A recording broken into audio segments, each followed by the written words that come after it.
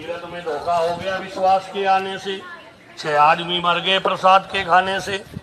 समझ समझ के रहना आज खोटा नहीं है, तीरथ में भी धोखेबाजों का टोटा नहीं है। नए आदमी के हाथ का प्रसाद मत खाओ। बिगड़ी औलाद माँ बाप के लिए आफत हो रही है। माँ बाप काम करते औलाद सो रही है। वो बच्चा क्या सुधरेगा, 9 बजे तक सो रहा है, बिस्तर से उठा नहीं चाय को रो रहा है। घर में इनसे कुल की मर्यादा बिगड़ जाती है। ज्यादा लाड प्यार से भी औलाद बिगड़ जाती है। बिगड़ी औलाद सुधारने की मशीन 11,000 रुपए में आएगी। औलाद को सुधार के मशीन को बेचोगे 1.5 रुपए में बिक जाएगी। देखो जमाना बिगड़ गया। माथे पे तिलक लगा के महाराज हो गया, शराब छोड़ने की कह दी तो नाराज हो गया, सही बात कहने में हाल हो गया, काले रंग का महाराज गुस्से में लाल हो गया। पंडित जी का लड़का गंगा नहाता है, चड्डी नहीं पहनता, नंगा नहाता है। कोई घर जवाई तो नहीं है, घर जवाई की बात सुना रहा हूँ।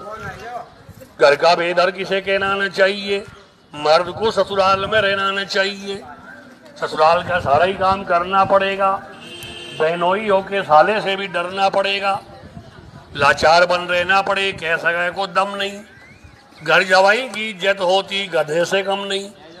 कोई घर जवाई तो नहीं है।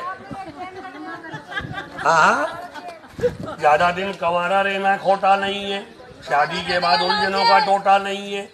पुराने शादीशुदा से पूछ लो कितने आफत हो रही है, कहने में नहीं आती, आत्मा ही रो रही है। जमाना खराब, महंगाई बहुत हो रही है, 2 औरत वालों की तो आजकल मौत हो रही है। हाँ जी, कुछ खबर रहती नहीं नींद आ जाने के बाद। सुन लो, कुछ खबर रहती नहीं नींद आ जाने के बाद। माँ बाप लगते हैं बुरे शादी हो जाने के बाद। ये ससुराल वालों को रबड़ी खिला रहा, घर वालों को लकड़ी दिखा रहा।